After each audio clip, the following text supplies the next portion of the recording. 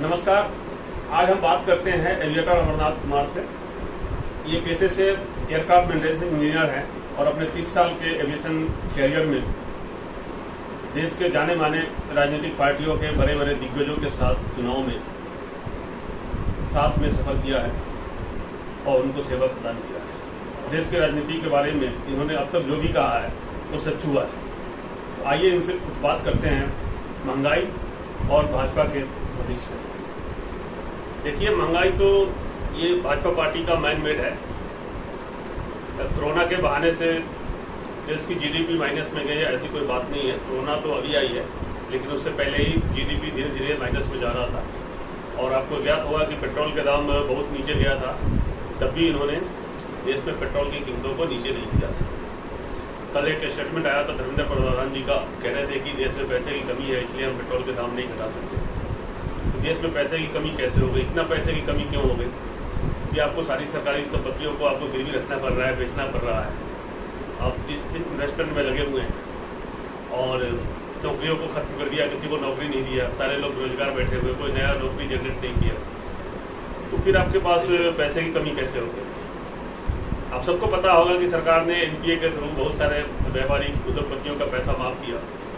जो पैसे उनसे वसूलने चाहिए थे वो माफ़ किया भाजपा ने। आज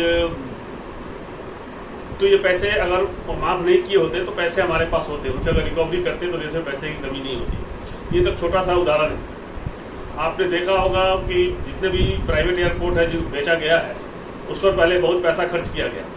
सारे एयरपोर्ट को सरकारी पैसे से बहुत अच्छे तरीके से टर्मिनल बिल्डिंग बनाया गया। जितने भी 6 एयरपोर्ट की बात अभी तत्काल जो कंपनी लोग, अहमदाबाद, गुवाहाटी और कलकत्ता में भी हुआ है काम, इसी तरह से लखनऊ का भी, त्रिवेंद्रम का, इन सारे एयरपोर्ट पर बहुत सारे पैसे खर्च किए गए सरकारी खजाने से। और जब तैयार हो गया तो उसको प्राइवेट में बेच दिया गया।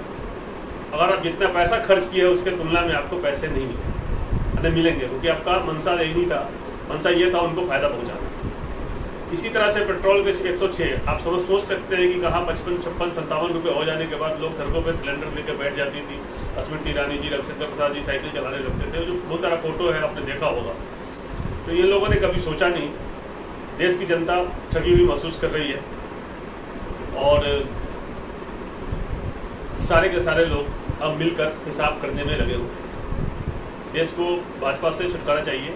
जहाँ तक मैं किसी से भी बात कर रहा हूँ वो यही कह रहे हैं कि अब भाजपा नहीं चाहिए। देखिएगा धीरे धीरे भाजपा में भी बिखराव होगा, लोग छिटकेंगे, भाजपा छोड़ के जाएंगे। 3 साल बचा हुआ है अभी। इस साल आप धीरे धीरे फिर अगले साल ईपी चुनाव आ जाएगा, 6 महीना उसमें, और प्लस अभी चुनाव मोड में अभी से आ गए हैं, तो काम कुछ नहीं होगा देश में। तो अभी भी 3 साल में अगर ठीक से कुछ काम करते तो शायद 2024 में कुछ सीटें मिल भी जाती। लेकिन मेरा मानना है कि भाजपा को 2024 में 2 सीट भी नहीं मिलेगी। मैं क्यों कह रहा हूँ कि वो 2 सीटें जो मिली थी भाजपा को, उसमें वाजपेयी जी और आडवाणी जी थे दिग्गज नेता। उनके हैसियत का कोई भी नेता भाजपा में आज के दिन में नहीं है। तो देश की जनता अगर मानव के रूप में लड़ी, जैसे पहले मानव के रूप में लड़ती थी, सारे एक थे, वो लड़ने वाले में कोई भी यादव, दलित, पिछड़ा, मुस्लिम, अल्पसंख्यक, हिंदू, सवर्ण कुछ नहीं था। सब एक मानव के रूप में लड़ते थे और भाजपा को सत्ता से बाहर किया हुआ था। अभी देश में फिर से वही हाल हो गया है। सारे लोग एकजुट हो रहे हैं मानव के रूप में, और मुझे लगता है कि धीरे धीरे भाजपा खत्म हो जाएगी।